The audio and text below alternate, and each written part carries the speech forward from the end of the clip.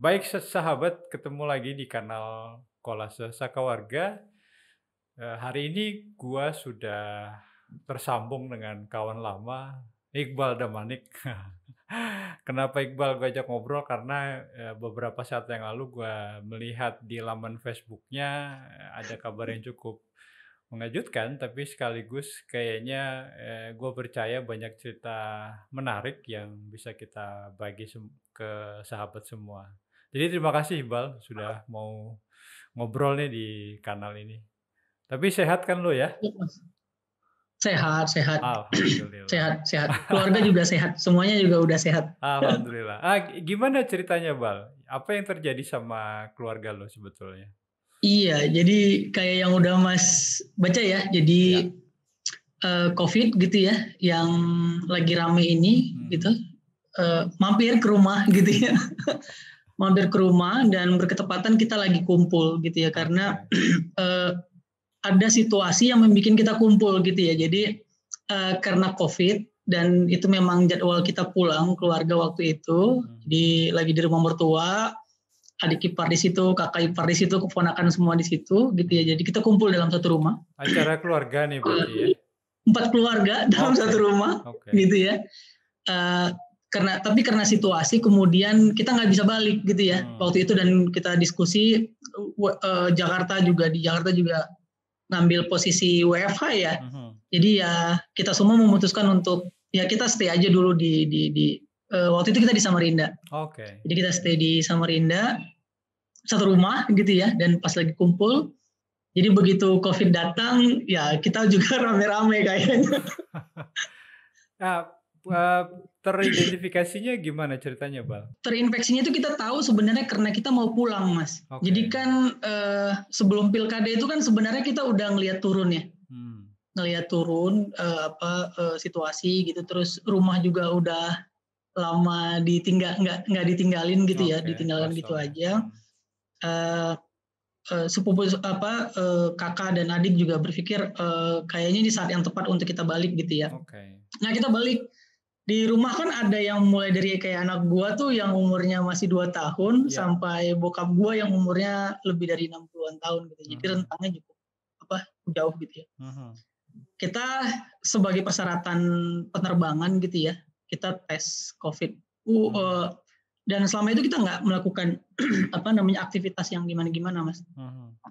Maksudnya ya keluar untuk beli makan gitu ya, karena nggak mungkin juga kita isolasi mandiri kan, tanpa ke pasar dan sebagainya. Mungkin itu jadi satu topik nanti yang bisa kita ulas gitu. Kita rapid gitu ya, dan akhirnya gue bicara keluarga inti gue aja ya. Anak gua, istri, dan keponakan, dan beberapa dan hampir semua gitu ya yang tinggal di rumah itu kita reaktif gitu ya. Kecuali gua. Oke, lo negatif ya, non reaktif. Gua non reaktif dulu, Mas, non reaktif. Nah, karena reaktif itu kan kita tahu kan itu reaktif itu gue browsing dan gue tanya-tanya itu kan 80% ya. Dan daya tahan tubuh berpengaruh gitu ya, IgG, IgM itu. Dan gue konsultasi, nah ini mungkin karena bukan akses, ada temen yang bisa ditanyain gitu ya. Yang bisa enak ditanyain dan gue tanyain. Dia menyarankan untuk, nah ini gue juga baru tahu nih, sayangnya ini sayang banget ya. Di Desember kan pemerintah ngasih tahu kalau ada banyak antigen, antibody gitu kan, dan banyak akun. Nah itu gue cari sendiri, gue cari tahu sendiri. Ternyata ada namanya IVA test, ada IVA test yang sekarang disebut sebagai rapid antigen itu. Gue juga secara definisi juga gue bingung sebenarnya sampai sekarang, karena banyak banget. Gue hanya membedakan dari sisi harga kali ya. Nah itu semacam rapid test, diambil darah di bagian sini. Ini bukan yang 150.000 masalah gitu, agak lebih ini. Jadi cara pikir gue waktu itu kayak gitu aja sih, Mas. Mungkin gue nanya bahkan gue tanya ke ini ya, ke pelayanan waktu itu ya, di satu klinik yang menyarankan, Bapak tanya ke yang lain deh gitu. Gue yang ngesalin bertanya gitu ya, gue tanya alat ujinya apa gitu ya, alat ujinya apa sehingga hasilnya beda, karena yang diambil sama-sama darah gitu kan ya kira-kira. Jadi gue tanya itu dan nggak bisa jawab, gue dijutekin.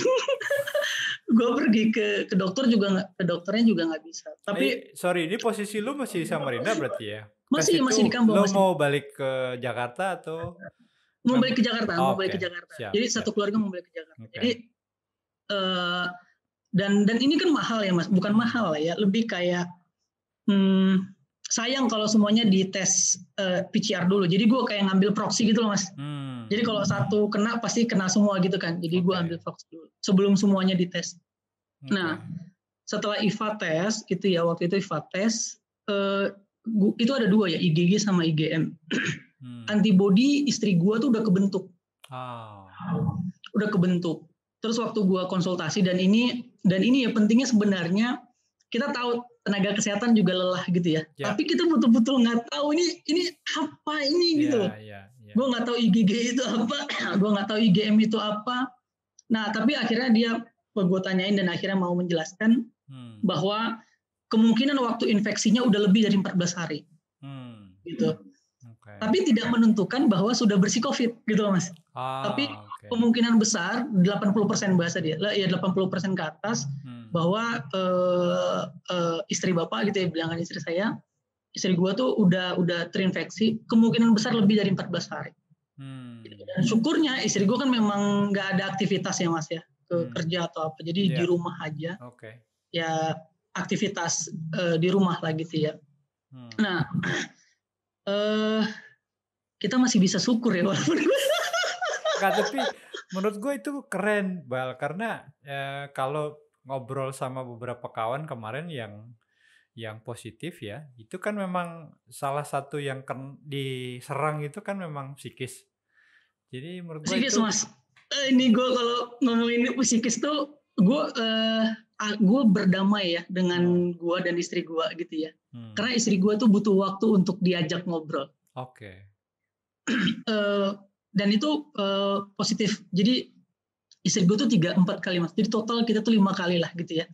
Tes PCR ya. Yang jadi begitu IVA tes IgG, jadi gue memutuskan untuk kita PCR nih kalau udah kayak gini. Karena kan tadi gue proxy dulu nih istri gue, kalau dia tadinya IgG nggak IgM nggak ada atau misalnya nggak ada masalah, maka gue tidak akan PCR gitu. Akhirnya gue memutuskan PCR, anak gue PCR.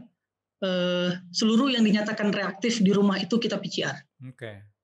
PCR. Dan hasilnya mengejutkan. Mengejutkannya adalah semua yang dites kecuali istri gua, semua yang diambil PCR kecuali istri gua itu negatif.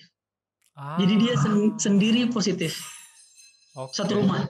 Artinya gini, dari cerita lo barusan, reaktif itu belum tentu positif ya, Bal ya? Ya, belum tentu positif. Atau yang tadi disebutin dokter tadi Mas, reaktif sudah lewat masa infeksinya. Sudah lebih dari 14 hari gitu ya. Jadi kalau seandainya di PCR kurang dari 14 hari atau pada masa reaktif itu bisa jadi juga positif yang lainnya gitu. Tapi dalam situasi ini memang agak unik ya, karena satu rumah, bahkan gue satu kamar ya sama istri gue gitu ya. Dan itu rame banget, crowded. Bahkan istri gue ya interaksi yang padat lah gitu ya Mas ya, di rumah gitu. Jadi cuman istri gue yang positif, yang positif, yang lainnya negatif. Sudah negatif. Tapi gue malah bersyukur tuh di situ, karena berarti gini, ini kesimpulan gue non medik ya Mas ya, disclaimer lah ya. Iya, nggak apa-apa. Ini kan lu merefleksikan pengalaman lu sendiri kan? Iya. Jadi waktu itu gue agak tenang ketika istri gue positif, malah kayak gitu gue agak tenang karena pertama istri gue positif, kedua yang lain udah reaktif. Kalau kemudian di rumah itu selain gue misalnya ada yang non reaktif, lebih berbahaya karena ada yang belum terinfeksi. Gitu ya Mas, kesimpulan gue, ada yang belum terinfeksi sehingga kemungkinan besar si COVID masih di rumah nih. Kayak gitu.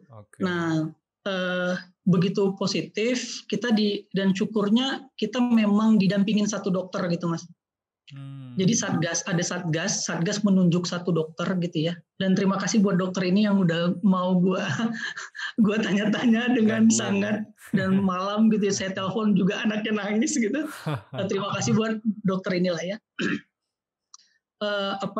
Saya tanya-tanya dia ya lagi pertama itu dia minta tenang gitu ya.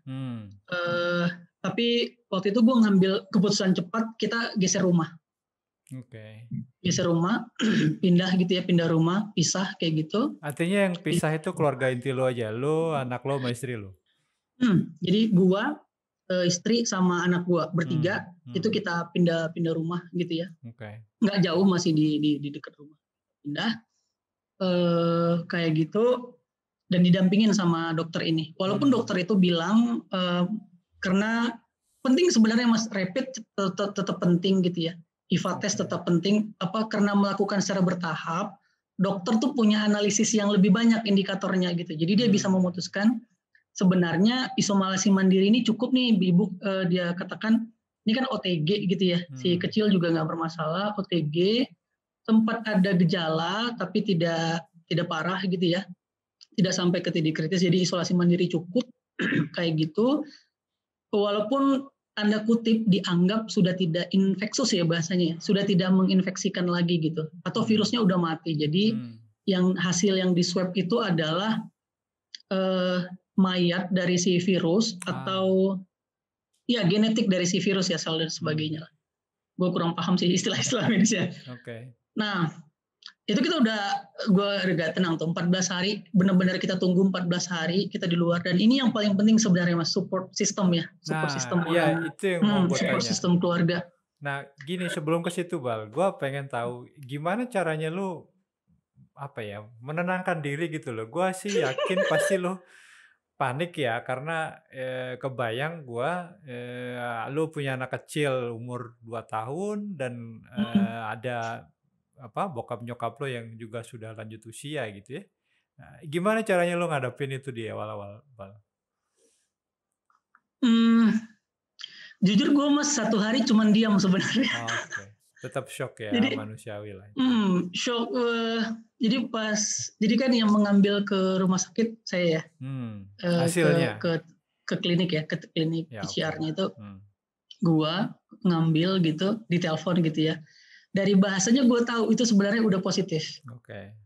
Karena kalau negatif dia akan kirim aja gitu pakai WhatsApp sekarang ya, pakai PDF-nya. Tapi dia telepon suruh datang pakai masker gitu ya, dan di luar aja. Jadi gue tahu sebenarnya itu positif. Gitu.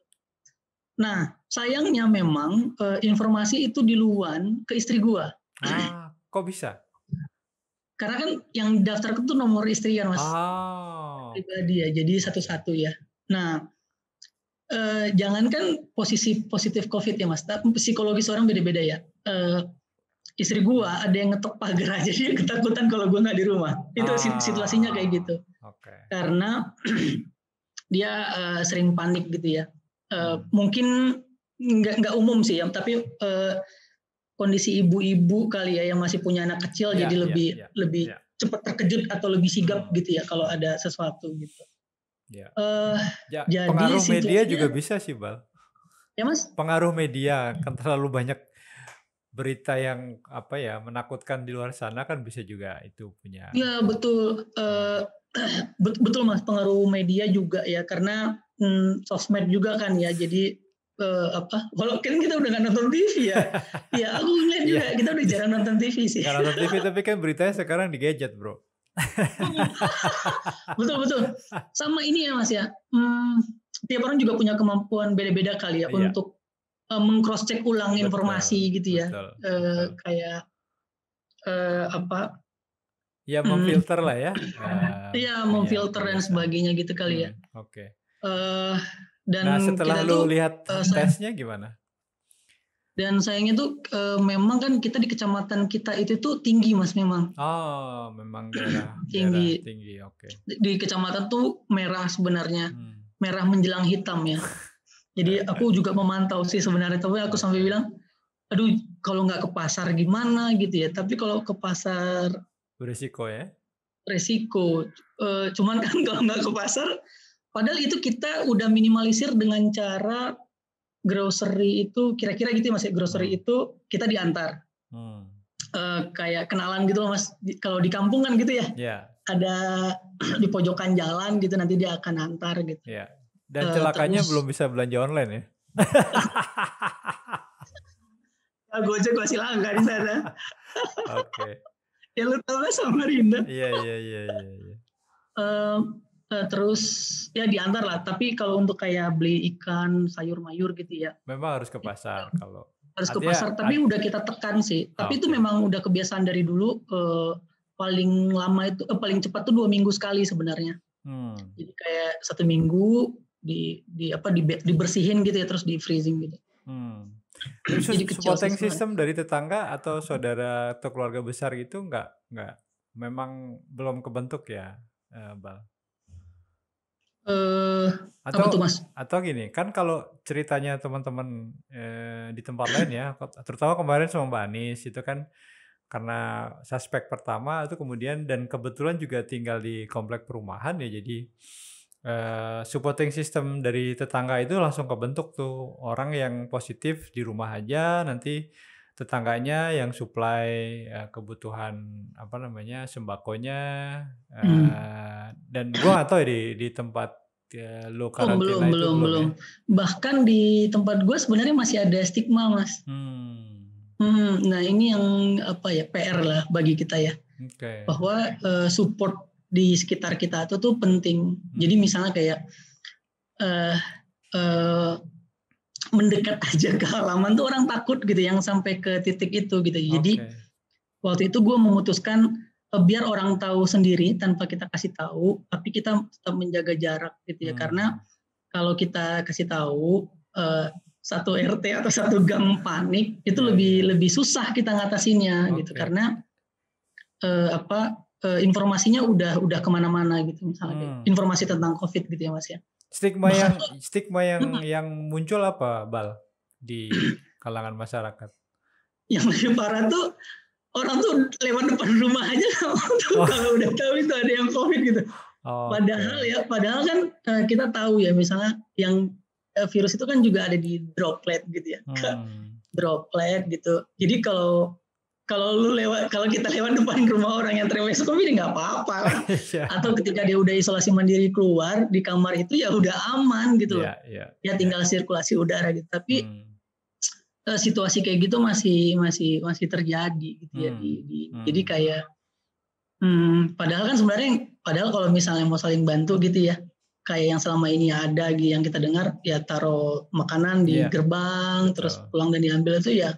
Iya, orang dikabarin via WhatsApp gitu kan, ini makanan dari depan. Nah, tapi karena kita lagi rame waktu itu ya Mas ya, banyak gitu ya, jadi ada adik, ada kakak gitu ya. Jadi walaupun saat gua negatif gitu ya, berkali-kali gitu ya, tapi karena ada di rentang itu ya Mas ya, maksudnya ada di rentang 14 hari itu gitu ya, atau bersama-sama dalam isolasi mandiri. Gue memaksakan memindsetkan kepala bahwa gue adalah orang yang positif dan anak gue juga positif, kayak gitu. Karena kan kita nggak tahu nih ya, benar-benar nggak tahu. Jadi mengambil langkah yang benar-benar ekstrem juga menurut gue penting bagi orang yang berdampingan atau berinteraksi langsung sama orang. Artinya lo posisikan diri lo sebagai orang yang memang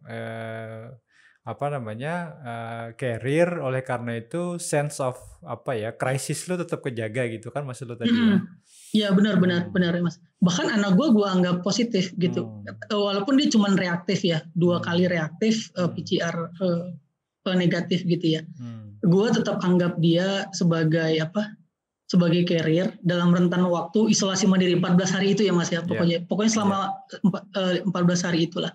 Karena dia akan selalu interaksi kan. Ya anak gue masih akan selalu sama ibunya gitu. Jadi gue jadi yang paling sulit sebenarnya karena anak gue lagi main dan agak sulit kalau dikontrol lari gitu ya. Tapi dengan daya upaya ya bisa diajak main di dalam rumah gitu ya. Dan untuk saat ini gue betul-betul mengandalkan YouTube pokoknya waktu itu. Oke, Jadi nah anak-anak tuh tenang di YouTube kan ya Mas ya. oke, nah itu yang pengen gue tanya lebih lanjut, Pak. Jadi artinya kan lu posisinya kemudian sebagai supporting system ya. Nah, apa yang lo lakuin? Pertama kan gue kebayang begini, lo pasti harus berusaha membuat istri lo tenang kan dalam rentang waktu masa karantina itu. Yang kedua, aku membayangkan bagaimana caranya lo mulai mungkin kalau menjelaskan ke anak lo yang 2 tahun masih belum mungkin ya, tapi mulai mengubah pola relasi mungkin ya, yang mungkin tadinya intens sama istri lo, sekarang mau nggak mau harus mulai dijagain. Itu tuh gimana tuh, Bal? Apa yang lo lakuin, Bal? Jadi kita tuh pindah gitu ya Mas ya. Jadi gue sama anak gue di ruang tamu, istri gue di kamar. Oke. Gitu. Oh jadi walaupun posisi kita waktu itu satu yang positif dan gue memaksakan diri, mau mindsetkan diri sebagai carrier gitu ya dan anak gue, tapi sebisa mungkin gue tetap menjaga untuk istri gue sendiri dulu di kamar gitu ya, dengan ventilasi yang lebih terbuka gitu, dan gue di ruang tamu sama anak gue. Jadi intensitas gue tuh memang ke anak gue tuh untuk kayak ngajak dia main dan sebagainya. Agak sulit ya karena ya mau nggak mau kan sebenarnya kita berjarak ya Mas sama anak ya bapak-bapak. Enggak lah, berjarak dalam artian paham gue maksud lo. Iya, emosional dia lebih dekat sama ibunya kan, tidur dan sebagainya karena dia selalu sama ibunya gitu ya. Apalagi bapaknya aktivis kan. Yang waktunya nggak pasti gitu, kapan sampai rumah yang komuter Bogor Jakarta. Itu dia. Ke rumah jam 9. Jadi di situ gue juga jadi kayak ya gue di satu sisi ya ini waktu gue buat lebih tahu anak gue kebiasaan dia gitu. Nah yang jadi persoalan kan istri gue nggak punya ini kan, nggak punya yang dia bisa berbagi langsung gitu ya. Gitu apalagi ini ada Bang Ferry kan, ada Bang Ferry juga.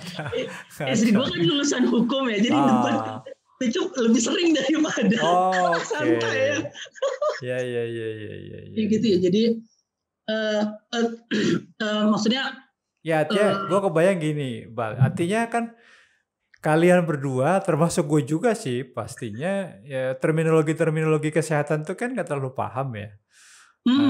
Dan sebetulnya ya, kalau gue dengar dari cerita lo tadi kan sebetulnya sedang memahami ini sebetulnya istilah-istilah teknis medis ini apa maknanya dan bagaimana kita harus meresponnya kan begitu ya di tengah situasi yang panik. Kebayang sih gue.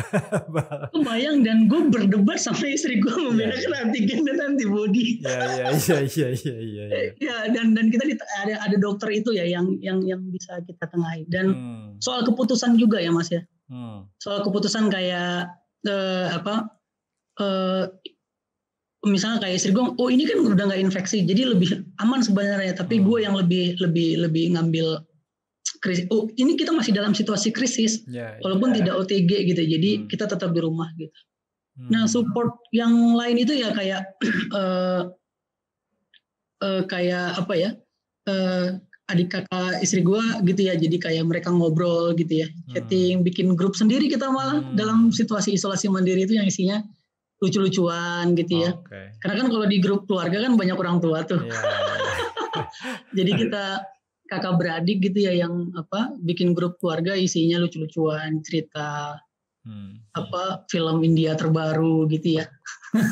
Tapi serius gue jadi tahu tuh ternyata banyak film India yang menarik di Netflix. Jangan-jangan lo itu mulai nonton drakor juga? Gue jadi nonton drakor gitu-gitu ya.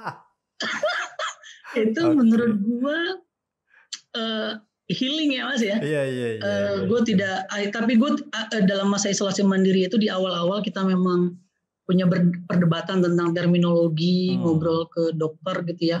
Apalagi ya lo tahu gue kalau nanya. Iya. Lo nggak nanya gitu tapi sedang melakukan ini riset sebetulnya. Iya. Jadi kalau nanya kadang ya begitulah gitu. Jadi dan kita memutuskan selama isolasi mandiri itu tidak baca berita tentang COVID gitu ya. Dan itu menolong ya? Nah itu menolong. Gue tidak peduli lagi apa itu IVA test, swab antigen, swab PCR gitu ya. Kenapa berbeda harganya gitu-gitu tuh. Gue nggak peduli lagi. Selama 14 hari itu kita ngobrol-ngobrol aja sama istri gue. Nah, tapi gue sesekali kan buka Facebook tuh Mas ya. Buka scrolling gitu dan ada teman kita juga gitu ya di dunia aktivis dan riset kayak gini juga yang juga infected ternyata satu keluarga situasinya sama 3 orang dengan 1 anak yang masih 3 tahun. Nah, gue kontak dan itu jadi kayak oke, kalian baik-baik saja, kami mudah-mudahan akan baik-baik saja gitu ya.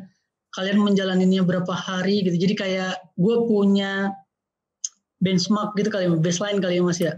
Jadi punya ini loh, punya peer ya untuk saling belajar. Iya benar-benar. Jadi kayak punya teman yang berbagi, sama-sama tahu kondisinya gitu ya. Nah di sini juga agak aneh memang ya Mas. Secara psikologis kita sebenarnya nggak butuh banget perhatian gitu ya. Tapi kalimat-kalimat perhatian, empati gitu ya, itu butuh banget dan itu ngaruh banget. Teman gue tuh sampai bilang kayak gini, kalau lu butuh sesuatu, gue ada dan gue bisa usahakan teman untuk datang cepat gitu tuh. Gue yang kayak oke. Jadi gue aman gitu. Even sebenarnya ya gue bisa juga minta tolong sama keluarga yang ada di situ gitu ya Mas ya, yang ada di kanan kiri rumah gitu ya. Tapi kalimat-kalimat kayak gitu tuh sangat membantu sebenarnya. Jadi kalau misalnya ada teman-teman yang positif gitu ya, itu mengungkapkannya lalu kemudian bisa saling sharing itu tuh bagus banget sebenarnya. Dan gue ngebayangin kemudian jadi kebutuhannya kan ini ya Bal, pembicaraan yang satu frekuensi gitu ya. Kan kalau mungkin ya kalau gue nih dugaan gue, koreksi kalau gue salah. Kalau sama kakak adik sama ipar itu kan mungkin karena dunianya sedikit berbeda, mungkin jadi ya ada teman tapi kemudian nggak ngerasa menjadi peer gitu karena simbol-simbol bahasanya, simbol-simbol gagasannya dan perspektifnya mungkin nggak terlalu nyambung gitu nggak sih? Iya betul Mas. Simpati itu gini ya, simpati itu kan sebenarnya diberikan dalam perspektif yang kita simpatiin gitu ya Mas, atau yang kita berikan empati gitu ya. Tapi seringkali kita tuh bersimpati atau berempati itu dalam perspektif kita sebagai si pemberi simpati gitu. Jadi kadang menempatkan posisi itu jadi penting sih di sini gitu ya. Jadi kayak buat saling benar-benar paham banget gitu ya. Dan itu teman-teman yang aku nggak sengaja ketemu di teman kita gitu dan tidak sengaja dia posting di Facebook dan aku kontak, itu benar-benar sangat membantu gitu. Nah, apa yang lo pelajari dari fase ini, Bal? Maksud gue tadi ya pertama lo nyari sendiri ya informasi tentang hal-hal yang sangat teknis tentang istilah-istilah medis, lalu ini sebetulnya makanannya apa sih sehingga kan kemudian lu punya pengetahuan atau paling nggak punya cara untuk mengantisipasinya atau menghadapinya ya. Yang kedua support sistem dari dunia medis itu kan juga ternyata memang seperti yang sudah kita duga nggak rata ya di republik ini gitu. Yang ketiga tentu menghadapinya bersama keluarga inti. Nah, apa yang bisa lo tips apa yang bisa lo share ke sahabat semua nih, Bal? Karena gue yakin potensi apa yang lo alami itu kan besar juga ya di luar sana dengan keluarga inti yang bisa jadi kayak lu punya anak masih kecil, ada orang tua yang sudah usia lanjut gitu yang resikonya juga semakin tinggi dan kita nggak pernah tahu ya pandemi ini kapan berakhir kan nggak ada yang bisa jawab sih. Gimana Bal? Ya Mas tahu lah ya, aktivitas kita misalnya ke Medan waktu itu gitu, memperjuangkan orang buat dapat akses kesehatan gitu ya. Betul. Itu membuat gue sebenarnya semakin sakit. Iya. Kok ironis gitu ya, kita memperjuangkan orang lain tapi ternyata kita juga pada posisi yang orang yang kita perjuangkan itu ya. Iya, bahkan ini cerita dari lama ya Mas ya. Gimana gue mencoba untuk memposisikan diri untuk mendapatkan layanan kesehatan gitu ya, dengan akses BPJS. Itu udah pernah gue coba sebenarnya waktu lahiran anak gue, biar gue benar-benar tahu sebenarnya. Mau ada perpres apapun itu di rumah sakit orang nggak peduli. Gue menjelaskan sedetail apapun orang nggak peduli. Artinya even gue ngerti dan mengadvokasi diri gue dan keluarga gue, gue kesulitan dan di COVID ini gitu. Tapi di akhir gue menemukan titik damai dengan negara kali ya Mas ya. Dengan pemerintah maksud lo? Berat banget ya. Titik damai itu kayak gini Mas. Gue menganggap negara menerapkan sistem SAR sekarang. Gitu. Jadi sama kayak ketika bencana gitu ya Mas ya. Orang yang masih bisa berdiri gitu ya. Orang yang masih bisa ngesot silahkan ngesot. Orang yang tidak bisa lagi ngesot dan berdiri adalah orang yang pertama kali dibantu. Oke. Gua memposisikan diri dan berpikir begitu bahwa ini adalah cara institusi pemerintahan gitu dalam menghadapi pandemi di tengah banyaknya kritik-kritik kita lah ya. Gue berpikirnya kayak gitu dan gue tidak berencana untuk mengakses yang gratis-gratis itu. Walaupun di situ banyak yang aneh gitu ya, tapi ya sudah. Gue PCR seluruh layanan itu gue ambil yang berbayar gitu ya, dan ini support teman-teman juga ya, kantor gitu ya, memperbolehkan gue dalam situasi kayak gini di atas rata-rata yang harusnya gue ambil tiap tahun gitu ya, dan itu diperbolehkan gitu ya. Itu keren. Ya, jadi ada situasi krisis kayak gini, kan biaya kesehatan itu kan ada limit ya Mas ya. Ya. Ya kayak satu tahun itu 1 kali gaji pokok masing-masing orang. Ya. Dan tentu kami sampai 5 kali tes gitu ya Mas ya. Satu orang ya gitulah ya. Belum lagi obat-obatan kayak vitamin yang tiba-tiba aku nggak tahu ya. Gue nggak tahu itu harganya memang normal segitu atau enggak gitu ya. Tapi menurutku ada beberapa yang kayak vitamin C itu naik gitu ya. Karena aku ada ini Mas ya, alergi rinotik ya. Nasal gitu ya. Misalnya yang gue biasanya beli cuman 100 berapa ribu gitu, sekarang harganya hampir 300 ribu gitu. Tapi itu jadi satu support dari kantor gitu ya. Tempat gue beraktivitas. Untuk gue akhirnya bisa mengklaim apapun gitu dalam situasi krisis kayak gini gitu. Di atas yang harusnya gue dapatkan gitu. Dan itu gue dibantu benar-benar sama kantor. Dan ini jadi satu support system juga menurut gue, yang kantor tuh jangan ninggalin. Kan banyak kita dengar cerita kan, gitu ada teman gue sendiri Mas, teman deket banget bahkan dia disuruh ke kantor terus terus reaktif, PCR positif, diputus tuh kontraknya. Karena di Jakarta dan corporate besar gitu ya. Tapi kan outsource berkali-kali ya.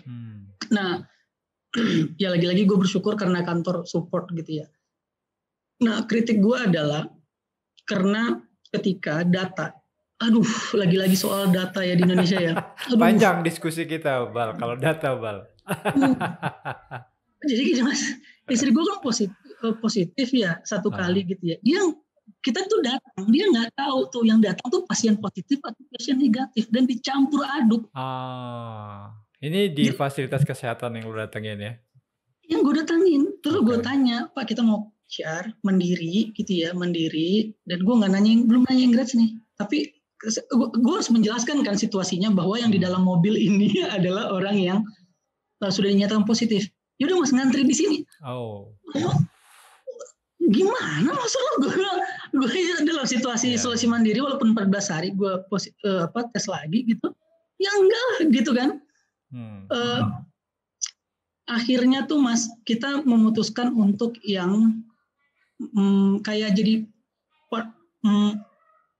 ini gue harus hati-hati juga nih ngomongin ini. Jadi kayak yang pihak ketiga gitu loh Mas. Gue nggak ngerti. Jadi misalnya ada satu layanan kesehatan, katakanlah lembaga A gitu ya. Ketika ada klinik A, yang tes kan sampelnya diambil di klinik A di klinik B nih Mas. Klinik A itu memberikan layanan ke klinik B gitu. Dan itu ada kayak biaya tambahan gitu. Oh iya, itu sih sudah lumrah Bal, karena di beberapa, bahkan ini level rumah sakit ya. Itu memang nggak punya lab, tapi dia punya layanan ngambil sampel. Nah, layanan ngambil sampel itu kan ada APD ya Mas, jadi itu dibebankan kepada pasien. Oke. Serius. Lagi-lagi karena di kepala gue udah berdamai dengan oke lah negara lagi ini gitu ya, gue nggak peduli. Gue tanya tuh berapa gitu ya. Terus gue sampai yang mau gue beliin APD nih. Niat berdebat gue tuh udah gue tahan sebenarnya nih ya. Nggak, sorry Bal, gue potong Bal. Jadi meskipun di tempat lo karantina mandiri itu adalah wilayah merah, tapi tidak serta-merta kemudian membuat fasilitas kesehatan itu lebih siap ya untuk merespon itu ya. Benar-benar nggak siap Mas. Dan setiap PCR ya itu digabung. Mana yang maksudnya digabung karena kan gue kan negatif ya. PCR pertama gitu ya, istri gue positif. Itu kita digabung dalam satu antrian dengan yang lain. Sampai gue teriak gitu loh ke orang-orang gitu. Ini kalian nontonin apa sih gue gituin? Dan istri gue sampai yang mukul gitu. Maksud gue apa ya? Ini kalian mikir nggak sih ini situasinya nggak kita lagi ngantri nomor urut bos gitu ya. Jadi dan tuh crowded Mas. Seriously crowded. Gue yang sampai kayak kalau seandainya ada tempat lain untuk melindungi orang gitu ya, karena kami dianterin sama gue akan pilih tempat lain. Tapi kan informasi terbatas ya, nggak kayak di Jakarta yang yang kita bisa pilih banyak tempat gitu ya Mas ya. Iya. Pun Samarinda sebetulnya kan juga kota besar ya di ibu kota provinsi. Iya makanya artinya gimana yang radius ratusan kilo dari sana ya akan. Nah kayak Mahakam Hulu misalnya gitu. Kutai Kartanegara yang katakan lah, tapi Kutai Barat misalnya. Harus naik lotok dulu gitu sampai kesehatan. Gue nggak kebayang sebenarnya. Oke, tapi kalau dengar dari cerita lo tadi, Bal, artinya memang kita lebih dituntut untuk membuat satu mekanisme respon sendiri ya, maksud gue di masyarakat gitu. Iya. Iya nggak sih? Kita dituntut untuk paham sendiri gitu ya Mas ya. Iya, dan kemudian membuat satu sistem sharing informasi, terus membuat mekanisme support sendiri gitu kan, agar kita ya siapa lagi yang ngebantuin teman kalau bukan teman kan? Iya, jadi kayak orang berkerumun itu atau ini ya karena kita udah tahu kita sedang isolasi mandiri walaupun udah 14 hari dan sebelumnya positif gitu ya. Kita memaksakan diri, ya udah kalau kalian mau ngantri di sana, kita nggak tahu kalian positif atau negatif, kalian antri dan kami ngantri di sini.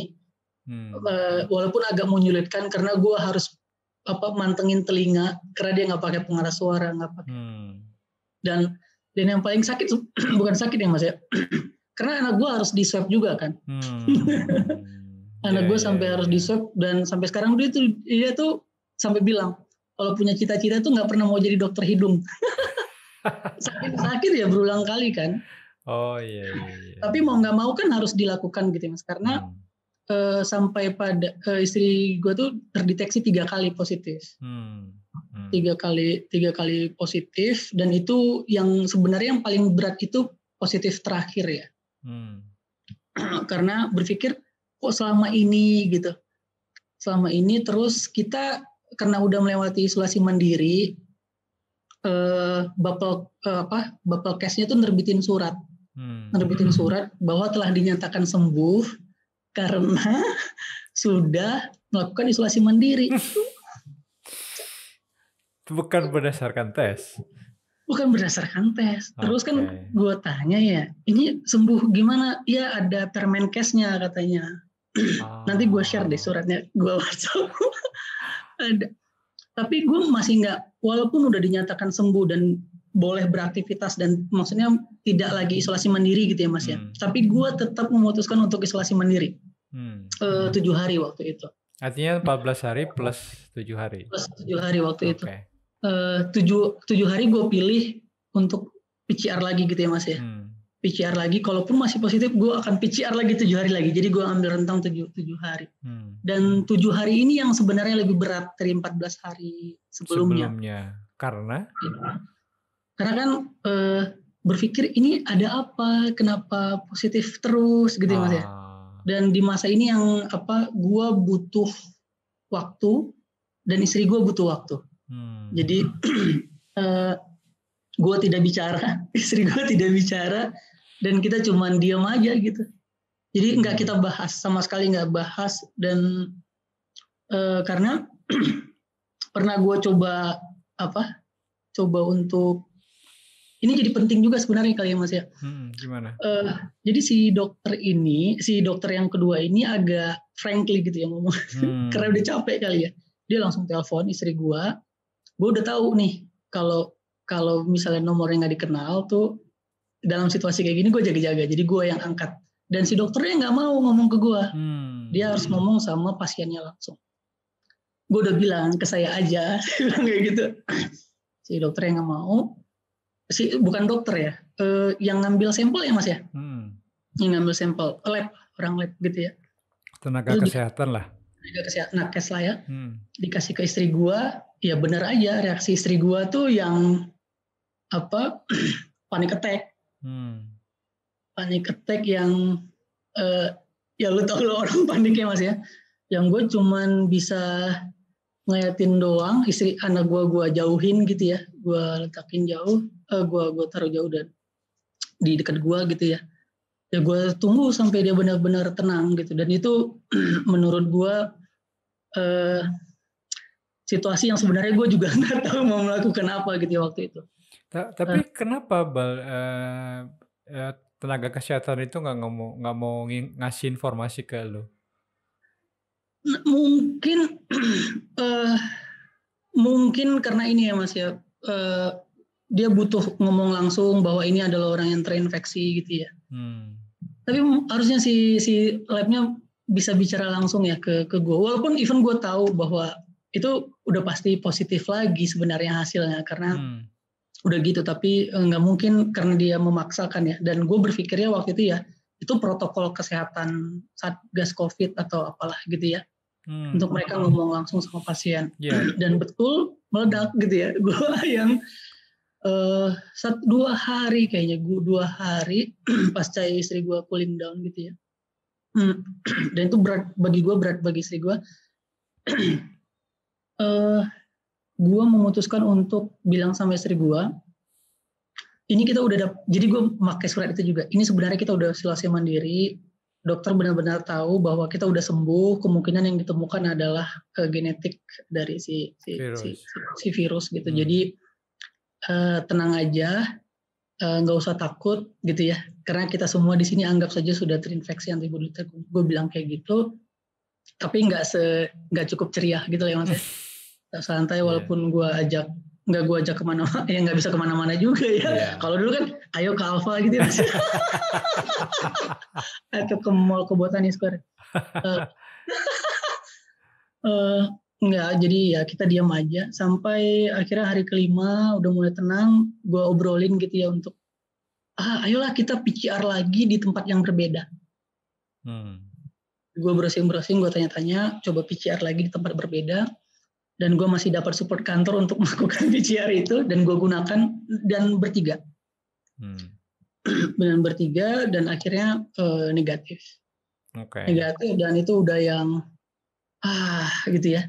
Dan langsung gue bilang, ini karena antibodi udah terbentuk, sebenarnya kita udah bisa nyumbangin plasma. Jadi gue udah bisa yang kayak ngomong lebih, wah kita ini bisa menyumbangkan plasma kalau seandainya ada yang butuh dengan golongan darah yang sama, ya kita berbagi.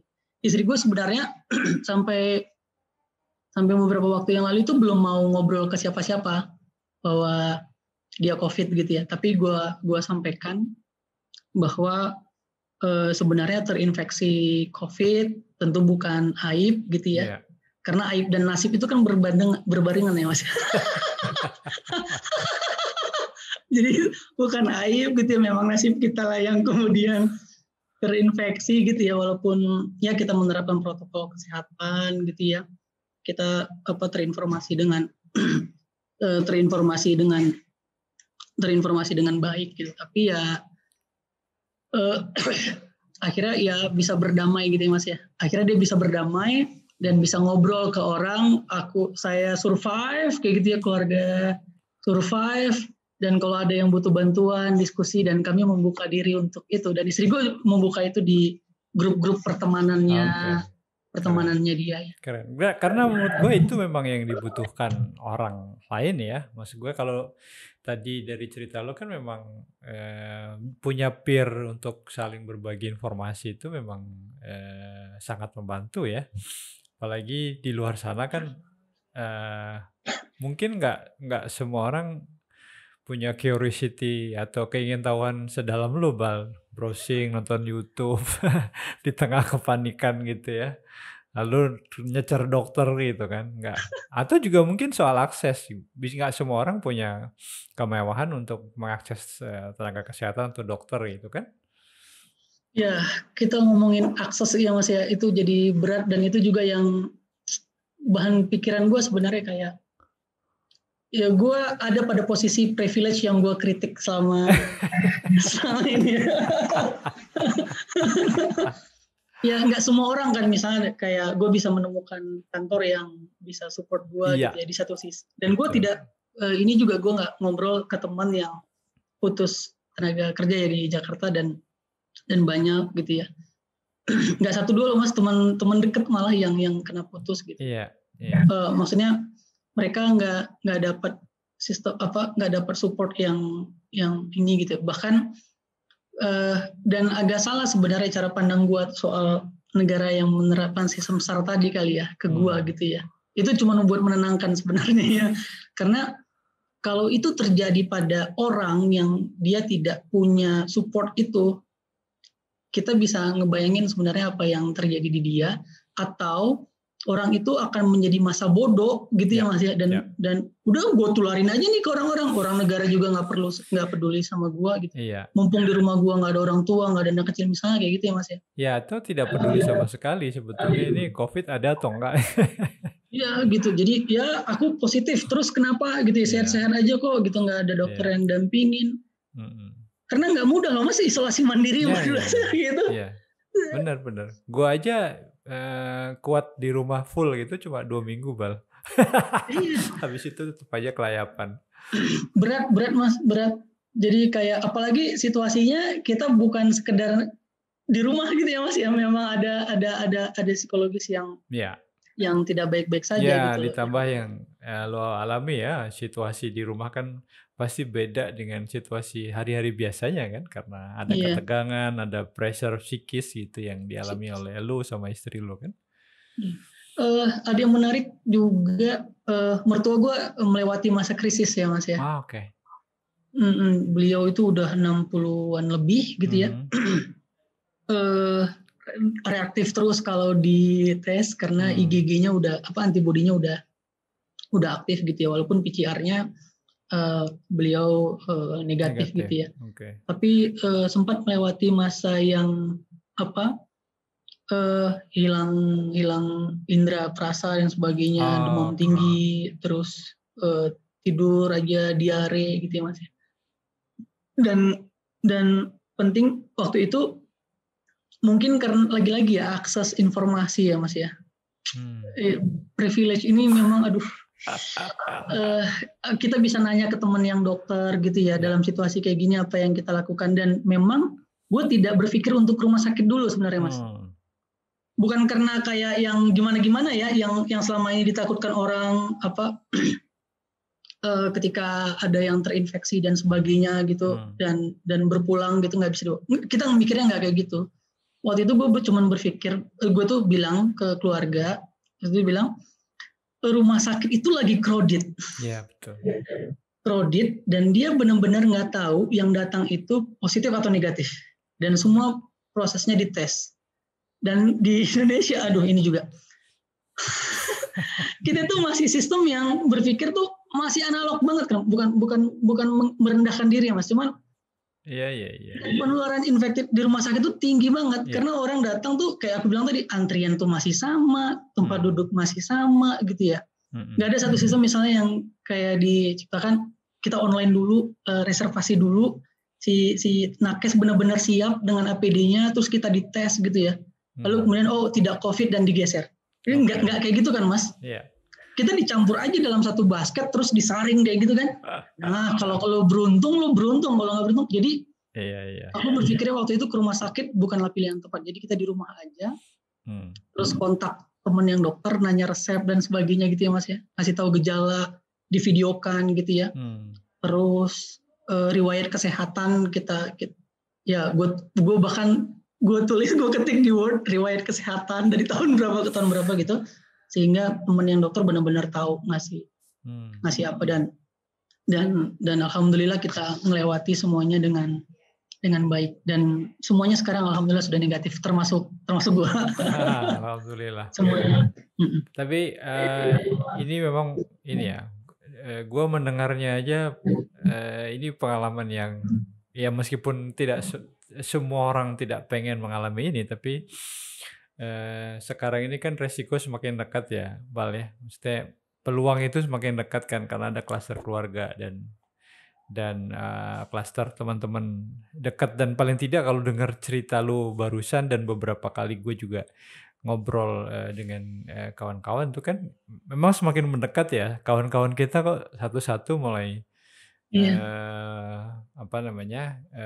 menginformasikan bahwa kawan-kawan kita ini positif gitu. Nah tapi dengan yang lo alami ini menurut gue ini satu pengalaman yang luar biasa yang gue yakin lo pasti punya kebiasaan baru nih setelah ini. Bener nggak? Gue jadi lebih ketat ya Mas ya.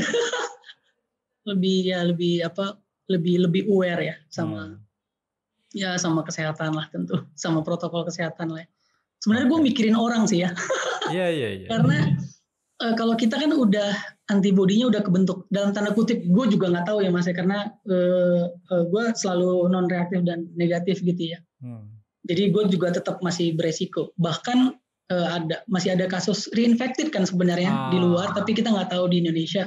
Dan itu gue tetap sampaikan gitu. Jadi ini virus memungkinkan untuk bermutasi masih, dan kita walaupun punya antibodi tetap bisa terreinfeksi gitu ya.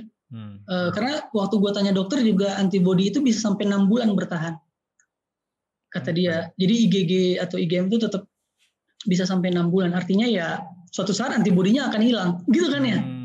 Dalam definisi yang gue pahami. Jadi agak ya masih risiko masih sangat tinggi. Dan gue sebenarnya juga nggak menyangka sih Mas, gue menjadi bagian dari cerita ini gitu ya. Yang biasanya gue cuman browsing, connecting the dot gitu ya, dari satu cerita ke cerita lain gitu ya. Dan apa yang Mas Dana bilang tadi itu gue sampaikan ke teman-teman. Ini kayaknya kok makin dekat ya gitu. Makin dekat banget dan ternyata ada di rumah gue. Gitu dan semua ya. Jadi ya gue memang tidak pernah berpikir untuk kena gitu ya. Walaupun tetap benar-benar nggak kemana-mana ya. Maksudnya kita nggak coba yang kayak udahlah menganggap ini tidak ada gitu ya Mas ya. Atau tidak berpikir tentang teori konspirasi gitu ya. Jadi memang benar-benar ini memang pandemi gitu. Dan banyak yang berdampak gitu. Ya. Oke. Bal, terakhir nih Bal, lu punya pesan nggak yang bisa di-share itu buat sahabat semua yang juga ngikutin kanal ini? Mungkin pandemi ini ngajarin kita untuk berpikir tentang orang lain Mas sebenarnya, bukan tentang kita. Jadi Kayak gue berpikir tentang, bahkan untuk mungkin ya, kita nggak pernah berpikir tentang bagaimana hidup orang terdekat kita ya, kayak istri atau anak kita. Karena hidup berjalan gitu ya dari waktu ke waktu, aktivitas ke aktivitas. Tapi ngasih tahu bahwa gue butuh ada satu waktu yang gue harus berpikir tentang istri gue lebih dalam, tentang kehidupannya dia gitu ya. Sampai gue harus merhatikan dia udah makan atau belum. Gue harus mengambilkan makan dari jendela yang gitu-gitu kan. Ya gue harus penuhi kebutuhannya dia gitu ya. Nyuciin baju. ya yang simpel-simpel kayak gitu ya Mas ya. Tapi dalam kerangka yang lebih luas gitu, kalau kita cuma berpikir tentang kita, kayak seandainya gue cuma berpikir tentang keluarga gue gitu ya, gue nggak akan peduli dalam antrian rumah sakit, gue nggak akan peduli gue positif atau negatif, tentu kami OTG, kami bisa kemana aja interaksi sama orang, tapi memaksa bahwa situasi ini bukan cuma tentang kita, tapi tentang orang lain gitu. Dan kita nggak tahu orang lain kalau terinfeksi kayak kita, itu akan sama nggak situasinya. Mereka akan bertahan atau tidak. Gue sempat berpikir ya Mas, dalam satu waktu, ini kan sebenarnya gue juga nggak tahu kan, apakah kita ini terinfeksinya kapan. Itu kan nggak ada tanggal yang jelas gitu ya. Gue tuh sempat berpikir menyalahkan diri sendiri gitu ya. Kalaulah seandainya dalam rentang waktu itu istri gua menularkan ke orang lain gitu ya, dan dia nggak bisa survive, itu tuh sebenarnya jadi bahan pikiran gua sampai sekarang. Maksud gua karena kita benar-benar nggak tahu gitu loh, kita udah menginfeksi orang lain atau enggak gitu. Jadi pesan gue ke teman-teman gitu ya, ini saatnya untuk kita berpikir tentang masyarakat sekitar kita, tentang orang-orang yang terdekat dengan kita, untuk menahan diri sejenak saja gitu ya, karena pandemi pasti berlalu, orang punya situasi yang berbeda, dan kita bisa jadi adalah sumber buruk bagi orang lain. Oke, sip. Thank you, Bal. Luar biasa. Ya, tapi Oke, itu sahabat tadi cerita dari kawan gua Iqbal. Menurut gua luar biasa. Mudah-mudahan cerita-cerita dari Iqbal tadi bisa kita jadikan referensi dan inspirasi. Terima kasih, Bal. Terima kasih, Mas. Terima kasih, teman-teman. Ya.